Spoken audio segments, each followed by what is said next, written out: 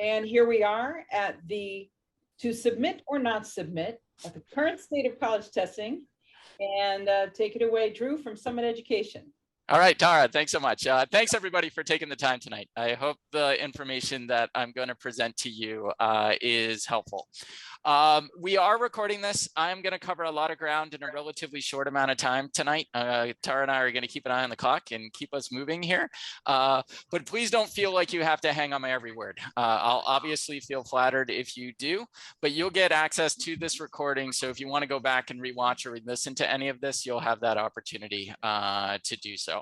But three major goals for the presentation tonight. The first one is really just to put these tests in context for you. You'll hear us come back to this point, but these tests are not the be all end all of the college admission process. Your sons and daughters' lives do not depend on their SAT or ACT scores. What we really want students to do is just, if they're going to take these tests, to just feel good about the test taking experience, to make sure that they can put their best foot forward on these tests and actually just kind of see it as a chance to show off a little bit. And then second goal tonight, I'll do a quick deeper dive on the SAT and ACT, just so you have a better understanding of the content and format of these tests and the differences between them.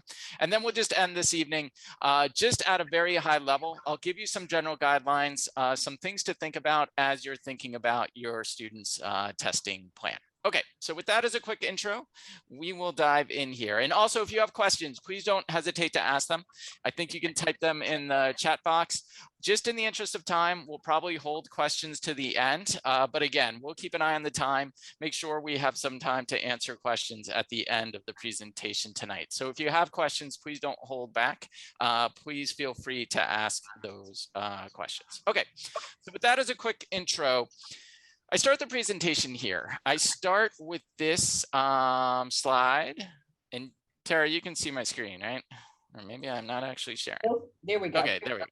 Let's try that. Okay, so I start with this slide here because this is back to that idea that at the end of the day, these really are just tests. They are not the be all end all of the college admission process. And what you're looking at here is, this is a survey that's done by NACAC. So NACAC stands for the National Association of College Admission Counselors. And what they're doing in this survey is they're just reaching out to college admission folk. And they're just trying to give us a sense of these various criteria that you see here on the slide. How do they rank in terms of having considerable or moderate importance? And every year that NACAC does this survey, the number one response to this survey is always the same thing. The number one thing that colleges are looking at is a student's grades, their transcript, their day in and day out performance in school. The next thing they're going to look at is strength of curriculum. You'll also hear this referred to as rigor of the curriculum. Did students challenge themselves academically? Did they take advantage of the academic opportunities presented to them at Worcester Academy? And then you can see where the SAT and ACT scores lie in this survey. I do just want to quickly draw your attention to the footnote here. Just note when this survey was done. So this survey was done in 2019. This survey was done in what we call the before time. This was before the pandemic. This was before COVID.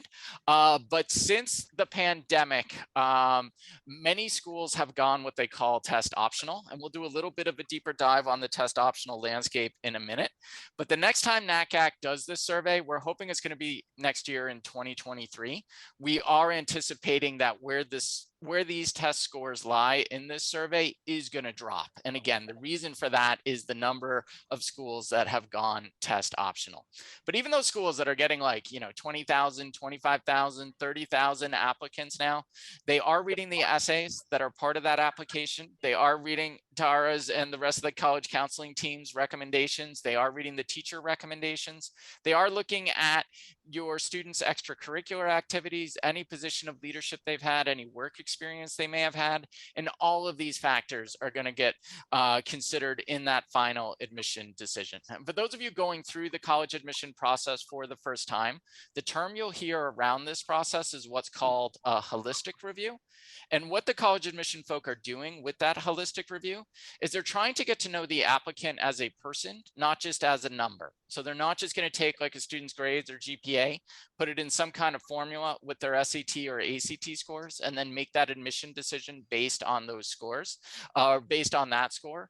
All of these factors are going to go into that final admission decision. And I do just want to spend a couple minutes just talking about the test optional school environment that our students are going to be applying into. And since the pandemic hit, almost all colleges and universities have continued their test optional policies. So if you're applying to a test optional school, and really the way that I should frame that is when your student applies to a test optional school, because regardless of if they're a junior or if they're a sophomore, they absolutely are going to be applying in this test optional environment. But what a test optional school means is that your student is in complete control of their standardized testing scores. So they decide whether they want to include those scores as part of their application or not. So in the fall of senior year, they're looking at their SAT or their ACT scores. They feel good about those scores. They feel like those scores are reflective of the work they've been doing day in and day out in school. They feel like those scores are supportive of their application. By all means, they're going to include those scores. Those college admission officers will see the scores, consider those scores in that overall application read. But just if for whatever reason, those scores came back a little bit lower than what that student was hoping for or expecting, just really not reflective of the work they've been doing at Worcester Academy. They're not obligated to send that score. That college admission officer is not going to see that score. They're not going to try to guess what that score was because they have no time for that. They really are going to just evaluate that application based on what they have in front of them. So let me just reassure you, the college admission folk, they're not going to see a student who didn't submit a score and think to themselves, well, that score must have been horrible, therefore we're not going to admit that student. Again, they don't have time for that. They are probably going to do a little bit of a deeper dive on the transcript, on the classes your student have taken, the grades that they have taken, just to reassure themselves that that student can handle the rigors of that particular college or university. But when schools are test optional, they are test optional. They're not trying to play gotcha here.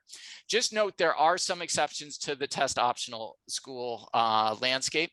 Again, almost all colleges and universities have continued their test optional policies, but there are some that have gone back to requiring standardized testing. So MIT, for instance, Georgetown, some of the larger state universities, particularly in the South, University of Florida, University of Georgia, University of Tennessee. If the military academies happen to be on your list, like the Naval Academy or West Point, just know they're also requiring standardized testing scores. Again, Purdue, they just announced today that they're going back to requiring standardized testing. So there are some schools that are going back.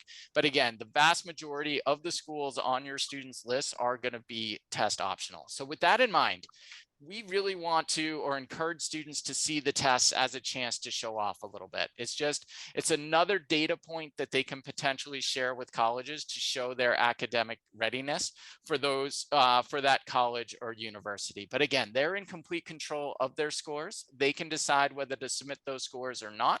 So we really want students to see these tests almost with that kind of everything to gain, nothing to lose mindset. There are a couple caveats to the test optional movement just to be aware of.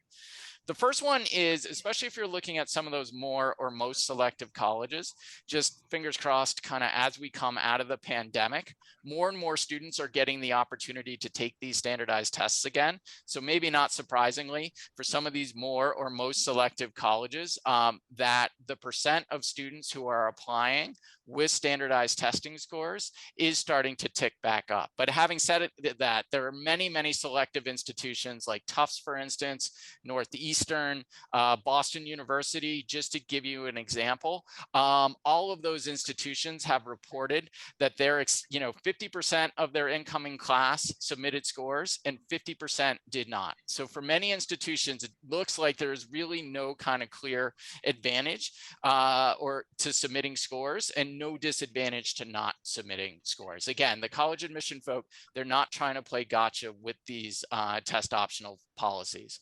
The other caveat to be aware of is if your student happens to be a recruited athlete, even though they're applying to a test optional school, just be aware that that college coach might still be asking for standardized testing scores. Just note that the NCAA, they've also, in terms of eligibility at the NCAA level, so we're looking Division I and Division II, they still have extended their own test optional policies.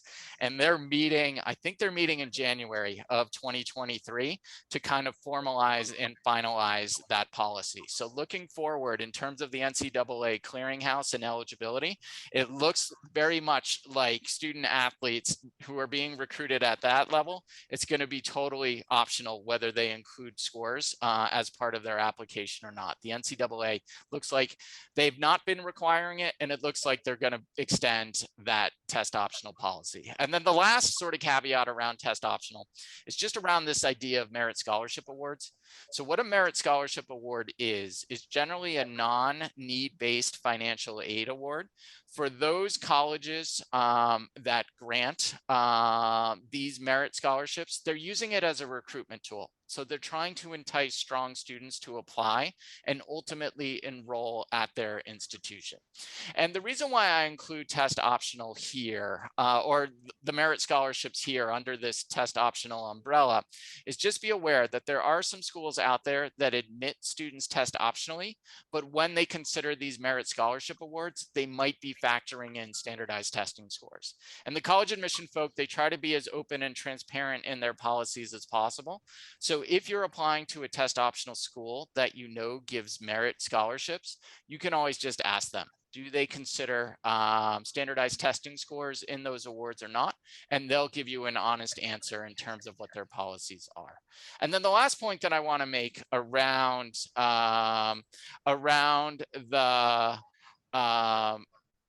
the test optional landscape is just this idea of strategic submission of test scores. So as with many things in the college admission process, submitting scores to test optional schools is not an all or none situation. So students can absolutely take advantage of what we call strategic submission. So what that means is, again, students are in complete control of their scores, but they can decide on a school by school basis whether to submit those scores or not. So let's say, for instance, on their final college list, they have 8 test optional schools. They don't have to say, okay, I'm going to apply, I'm going to send my scores to all 8 of those schools or to none of those schools. On a school by school basis, they can decide to send or not. And many students are taking advantage of this throughout the country.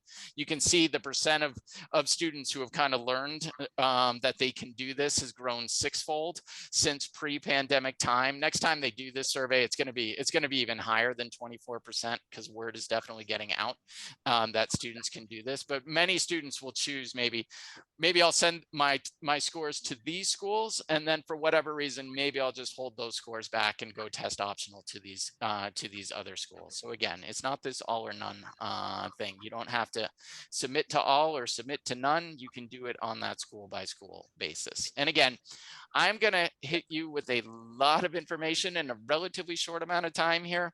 But if you only remember one slide from this entire presentation, this is the slide that I want you to remember. At the end of the day, helping students hit their full potential on these tests comes down to having a testing plan. And that testing plan, it's answering 3 pretty straightforward questions. Which test should I take? When should I take them? And how and when should I prepare for them? And if your student can answer these 3 questions, what it's going to do is it's just going to reduce some of the stress.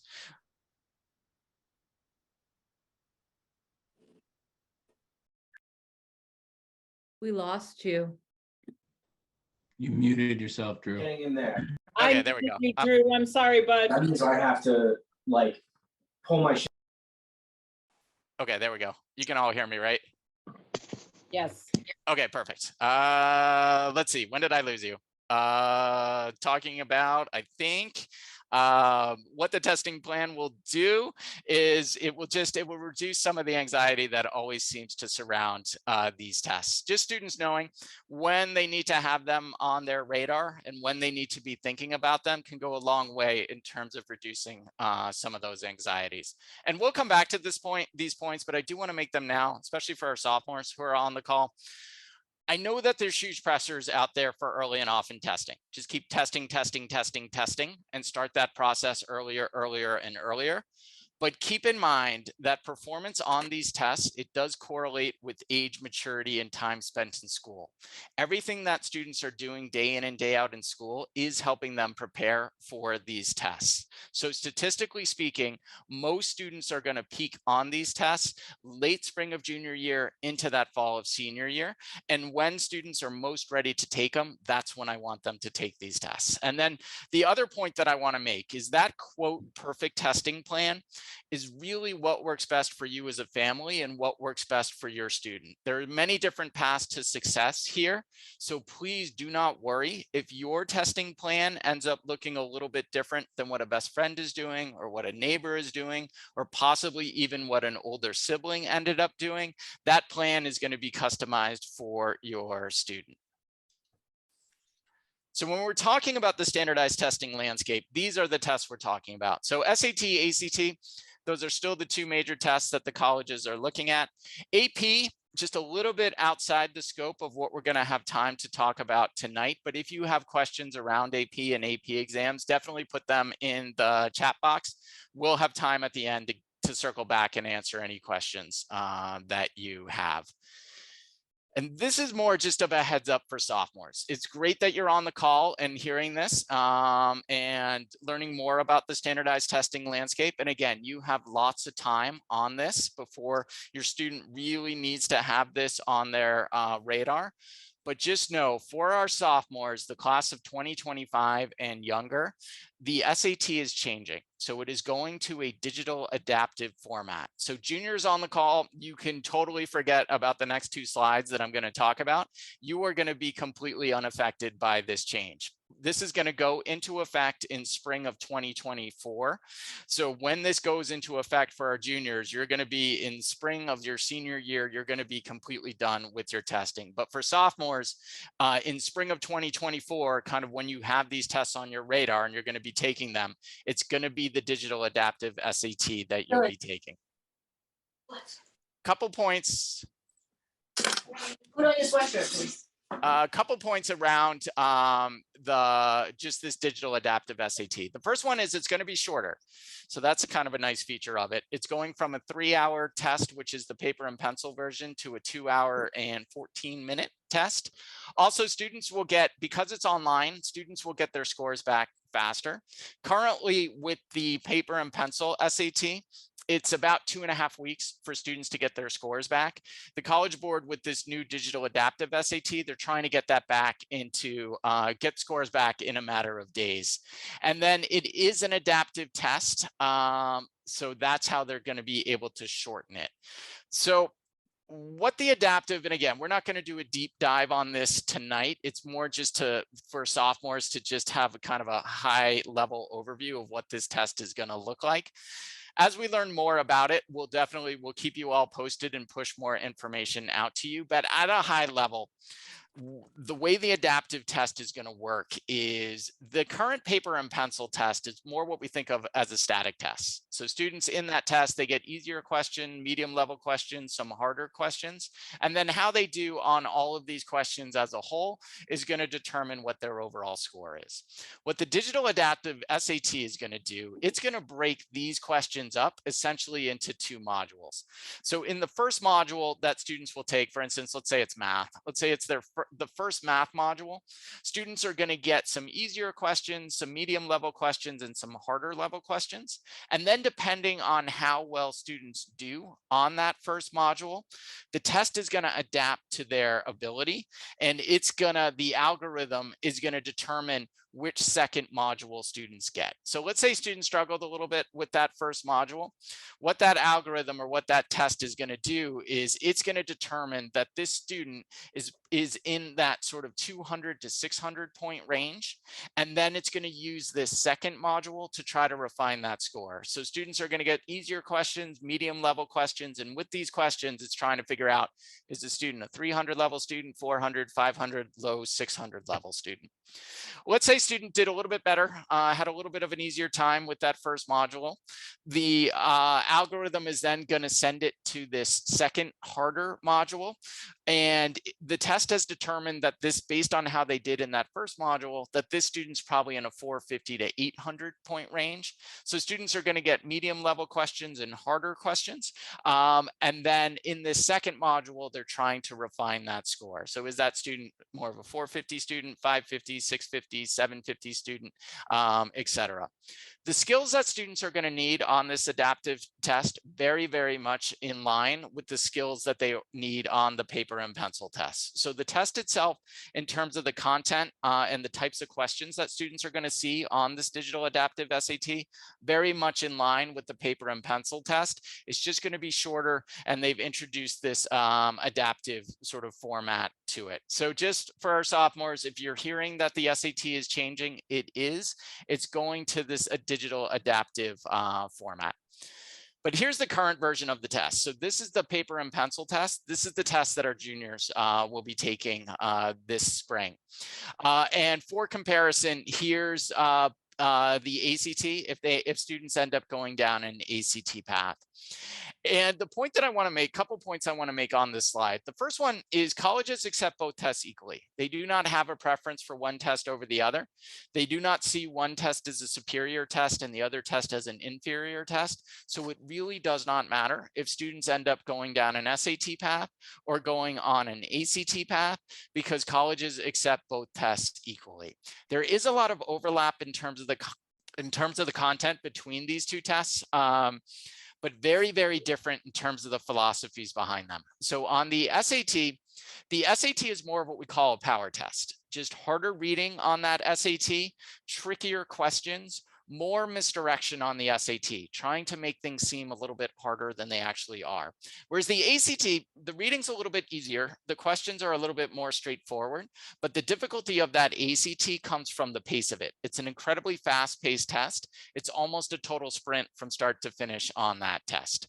Other notable differences, just on the math here on that paper and pencil SAT, there you can see this no calc section. That stands for no calculator.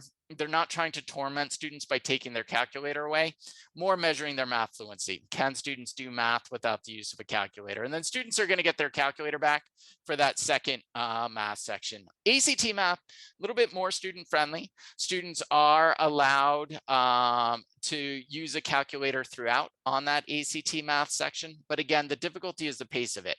It's 60 minutes, 60 questions. It's about 1 minute per question. Separate science on that ACT. We'll do a little bit of a deeper dive on that in a minute. It's not science per se. It's not what's the chemical formula of photosynthesis or anything like that. It's more of a scavenger hunt in some ways than anything. Can students find the information in the passages that they're given to answer the questions that are part of that section? No essay on the SAT anymore. SAT realized that colleges weren't putting any weight on that optional essay. They really weren't using that score at all. So in the height of the pandemic, just to simplify the test taking experience, the SAT decided to just totally get rid of that optional essay. We keep waiting for the ACT to make a similar announcement. They haven't yet. We don't think they're going to, but the same thing holds true. Colleges don't care about that optional writing on the ACT. They're not putting any weight on it. So if your student ends up going down an ACT path, we generally recommend that when they register for the test, they don't need to register for it with that optional writing. And we agree. Other notable differences. I mean, hopefully the ACT will just come out and stop wasting everybody's time and be like, we're getting rid of this, but they haven't yet. And every time we ask them about it, they're like, nope, we're hanging on to it, Drew. I'm like, okay, fair enough. The other notable difference here is just the scoring. So 200 to 800 on what I'm going to call verbal on the SAT, 200 to 800 on the math. So 400 to 1600 point scale on that SAT. For the ACT, if you're not familiar with it, it takes a little bit of getting used to, but it's on a 1 through 36 scale. What colleges care about is the overall composite, and that composite is just the average. So the average of the English, math, reading, and science scores. And again, colleges accept both tests equally. So it's really up to your student to kind of decide whether they want to go SAT or ACT. And I'll just do a quick side-by-side comparison of some sample questions between the two tests, just to give you a feel in terms of how that sort of power of the SAT compares to that speed of the ACT. Do not worry. We're not actually going to do any of these questions. I'm not going to unmute any of you and put you on the spot and make you answer any of these. It's just to give you a feel for it. So I'll start with the SAT writing and language and the ACT English. These are the two sections that are most similar to one another. This is the grammar portion of the test. I'm going to date myself with this joke, but back in my day, we had like a fountain pen. And we learned to write in cursive of all things. And we wrote letters that started with "Dear Sir." Today's day and age, it's all communicating via texting and emojis and things. So both the SAT and ACT just want to make sure that our students have actually learned some grammar. So this is what it looks like on the ACT. SAT looks identical to this. Students are given passages with various grammatical errors and then asked to correct those errors as they go through it. And again, we won't go through these, but number 8 here is just verb tense. Number 9 is punctuation. Do students know the correct usage of a colon or a semicolon? The differences between the reading on these two tests, in some ways we've already talked about this. This really comes down to the pacing of these two sections. So on the SAT, students have 65 minutes to get through this section, whereas on the ACT, they only have 35 minutes. And similar number of passages, similar number of questions. So just by knowing that students have so much more time on that SAT reading than the ACT reading, you can probably guess that SAT is going to require a closer reading, a deeper reading, a more analytical reading, more questions along these lines, what can reasonably be inferred. And then for some of these questions, there's going to be a follow-up question, which choice provides the best evidence? Again, forcing students to go back to a closer reading of that passage, almost a line-by-line reading of that passage. Whereas the ACT, they so don't have time for that.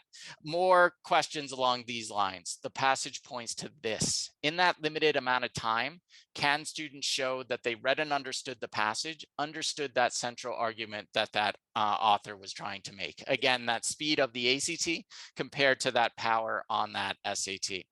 Which then brings us to everyone's favorite topic on this test, the math.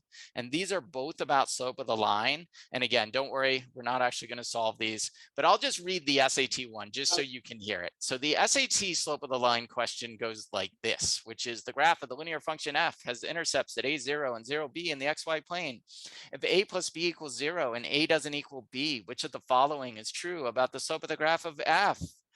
And most students kind of have the same reaction that we all have, especially when I read it like that, which is generally like, Drew, like what on earth? Like, I have no idea. Like, I don't even know what this is asking, let alone how to solve this. So the SAT could have asked this in a much more straightforward way. They could have simply asked it as the graph of the linear function f has intercepts at -2, 0 and 0, 2 in the xy plane. What is the slope of that line? And had they worded it that way, most students would read that question and be like, oh, Drew, yeah, it's asking me to find the slope of the line between 2 points. I absolutely know how to do that. But this is where the misdirection comes in. For students to figure that out, that this is all this question is asking, they need to figure out that whole a plus b equals 0 and a doesn't equal b and how it relates back to that earlier part of the question. Whereas the ACT, way less interested in playing that misdirection game. Much more straightforward of a question. Students are given 2 lines. One of the lines has the slope of 3. Then students are asked to find the slope of that perpendicular line. Now, you either remember that perpendicular lines have negative reciprocal slopes or you don't. If you do remember it, you know it's C, -1/3. If you don't remember it, you're kind of just choosing your favorite ACT letter here and moving on to that next question. There's no getting inside the test taker's head. There's no trying to figure out what this question is actually asking. You either know it or you don't. Again, that difference between that speed of the ACT and that power on that SAT. Other notable differences on the math. SAT has a much narrower and deeper focus. 60 to 70% of the math is algebra, so algebra 1 and algebra 2. Less than 10% of the math on the SAT is geometry. Again, that no calculator section, not trying to torment students by taking their calculator away, more measuring their comfort level. Can students actually do math without the use of a calculator? Whereas ACT is much broader and shallower. Only 30% is algebra, way more geometry on that ACT compared to the SAT. The calculator is allowed throughout on that ACT math section, but again, the difficulty is the pace of it. 60 questions, 60 minutes, it's about 1 minute per question. Again, almost a total sprint from start to finish on that ACT math section. Which then brings us to the ACT science. And the ACT science looks something like this. Most students' reaction to the ACT science when they see it for the first time is usually like, Drew, there is no way. There is no way in 35 minutes I'm going to be able to answer 40 science-related questions that look something like this. It's not actually as bad as it seems. I have no idea what an asthenosphere is. I have no idea what a lithosphere is. I don't need to know any of that in order to be able to answer this question. Do need to be able to, and again, it's like a scavenger hunt. So somewhere in this graph, they got to be giving me the information that I need to solve it. So according to figure 1, the temperature of the outer core, again, I don't know what any of this means, but I can find the outer core, which I know is there. So I know I'm between these 2 dashed lines, and then I know how to read a graph. So I know I'm on the y-axis there in terms of the temperature. So I know I'm between these 2 points. So I know that answer choice is C. 4,800 and 6,300. I have no idea what I have found. I have no idea what that answer actually means, but I know that that's the answer. And this is where students can struggle with the ACT. Because it's such a fast-paced test, the ACT has the tendency to turn on everyone's voice of self-doubt. And that voice of self-doubt goes something like this, which is, Drew, you did that awfully quickly.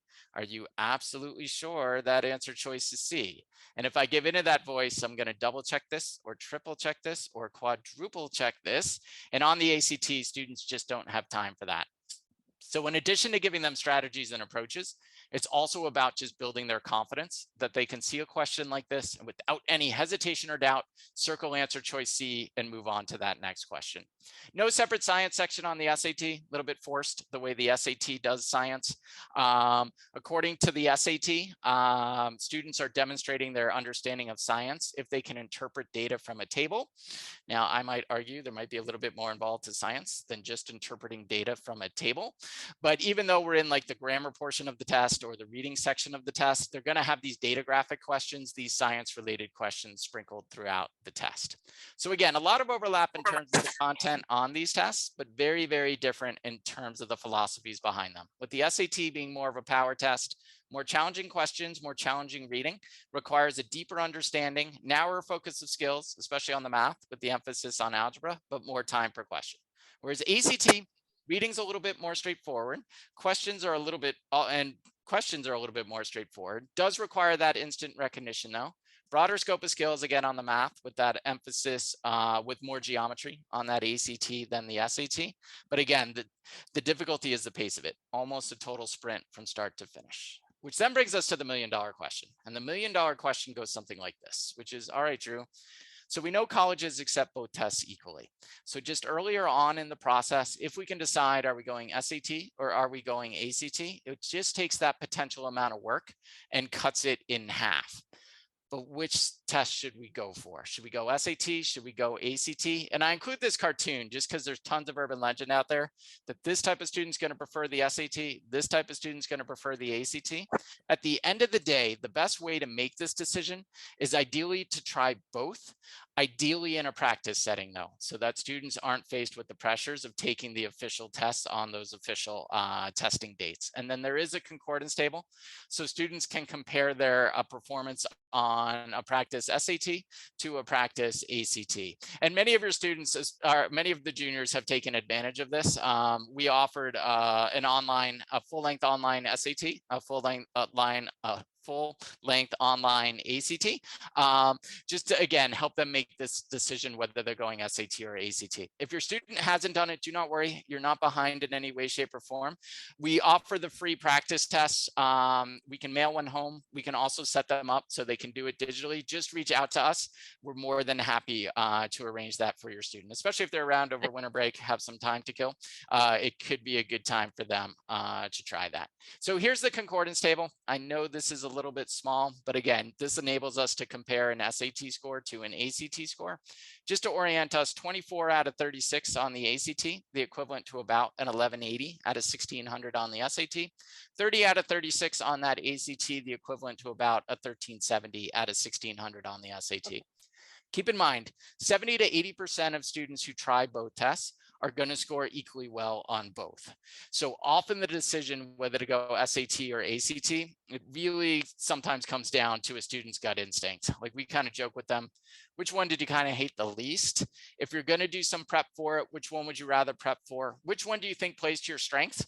Which one do you think you're going to have an easier time getting that score to be more reflective of what you're doing day in and day out in school? And then when to take them. Okay, so here's when the tests are offered. You can see they're offered every month with the exception of January. A couple years ago, ACT added a testing date in July. SAT added one in August. So hooray, your students can test over the summer now if they want to. But we cannot stress this enough. Please, please, please, please, please do not have this be your student standardized testing plan. No one wants students to take these tests 5, 6, 7, 8, 9 times. It's way too much. Students have better things to do with their time. Most students are not one and done. Just because the first time they take the test, they're always a little bit nervous, but most students are going to peak on these tests after taking it twice, maybe a third time in that fall of senior year as needed. And then again, we've already mentioned this, but another general guideline is just earlier on, if we can decide, are we going ACT or SAT? We're just trying to avoid going like ACT to SAT to ACT to SAT to ACT, and then rinse, lather, and repeat in that fall of senior year. So we don't want to do this, right? We want to do something a little bit more sane and sensible, which might look more something like this, where students came to us late fall of junior year, similar to what a Worcester Academy student did a practice test, a full-length practice ACT, full-length practice SAT, scored equally well on both those tests, but had a slight preference for the SAT. So we ended up going down an SAT path. Targeted March for their first attempt, June for their second attempt. They were in some AP classes and taking AP exams. So those exams happen in May. So just want to include that as part of their testing plan. And then just coming at the end of junior year, the student just felt like her scores weren't truly reflective of what she was capable of and doing day in and day out in school. So wanted to take that test for the third and final time in that early fall of senior year.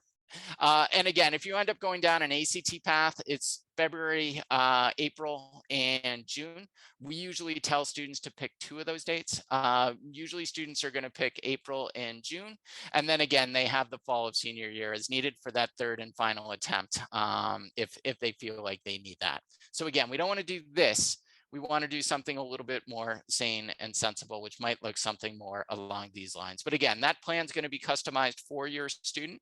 So please don't worry, again, if that customized plan looks a little bit different than this, or looks a little bit different than, maybe what other students are doing. Real quickly in the last minute or two that I have, I do just want to go over superscoring, just so you're familiar with these terms. So superscoring, almost all colleges superscore the SAT. So what that means is if a student's taken the test more than once, what that college is going to do is they're going to cherry pick the highest subsection scores from those different administrations of the test and build what I call a Frankenstein score. So even though this student did not get a 1290 in a single sitting on that SAT, for those colleges that superscore, that 1290 is going to be that student's SAT score. A couple reasons why colleges are superscoring. First one is, you got to remember that college admission officers, they're reading applications supportively. And superscoring is one way in which they can look at the standardized testing piece in that most supportive light. Other reason why colleges are super scoring. We all kind of loathe the US News and World Report rankings, but published SAT and ACT scores are still part of those rankings. So it is in the college's best interest to be able to report as high SAT and ACT scores as they can. And super scoring is one way in which they can do that. And then super scoring on the ACT, it works the exact same way. Student took the test 3 times, college admission officers sees those full score reports, cherry picks the highest subsection scores, and then recalculates that composite. Same story, even though this student didn't get a 31 in a single sitting on that ACT, for those colleges that super score, that 31 is going to be that student's composite score. And then that third piece of the plan, just how and when should I prepare for these? Just like we want to do something sane and sensible on the testing side, we also want to do something sane and sensible on any test prep that students do. So we don't want to prep for these things for like a year, year and a half, 2 years. Again, it's just too much. Students have better things to do with their time. Depending on a student's starting score and their ultimate goal score, most students are looking at about 6 to 15 weeks of study and practice going into that official test, just helping students get more comfortable with the format of the test, the type of questions that they're going to see on that test. And in terms of what goes into the test prep, 3 major elements. The first one is content. So just all the math that's on the test, all the grammar rules, for instance, that are on the test. The other is strategy, just a game plan for every question and every section. And then the best form of practice is practice, practice, practice on official retired tests. And just note, we're running the class in the spring for the April ACT and the April school day SAT. Again, Tara put in the link in the chat if you're interested in that, but there are some good resources out there for students who maybe want to do some self-study. So the SAT, they've partnered with Khan Academy, and through that partnership, there's 10 official tests that have been released. So full tests, full scales, full answer explanations for every single question on that test. So if students are going down as an SAT path and want to do some self-study, that's a great resource for them. ACT, a little bit more low tech. It's the Red Book. It's the official guide to the ACT. You can buy it on any online bookstore. 5 official tests in there, same thing. Full tests, full scales, full answer explanations. So again, for students who want to do some self-study, that's a great place for them to kind of start. All right, I know we've covered a lot tonight. We are recording this. You'll get the link so you can go back and rewatch any of it. But just to kind of sum up what we've talked about tonight, we know that students are going to be absolutely applying in this test optional landscape. So really encourage students to see the tests with that everything to gain, nothing to lose mindset, just kind of an opportunity for them to show off a little bit. We recommend that students do a practice SAT and ACT to get a baseline score, give your student a sense in terms of where they're starting on this, and also to choose a path. Are we going SAT or are we going ACT? And again, many schools or most of your schools on your final list will be test optional, and you can decide on a school by school basis whether to submit those scores or not. Also kind of tying into that everything to gain, nothing to lose mindset. And then I just leave you with this. We know at the end of the day, the #1 thing that colleges are looking at is the students' grades, their transcript, their day in and day out performance in school. So a good testing plan, it has to prioritize schoolwork over any kind of test prep. It does not do us any good to raise standardized testing scores if it's at the expense of day in and day out academics. And I know it's easy for me to say on this side of the computer, but really these are just tests. They're not the be all end all of that college admission process.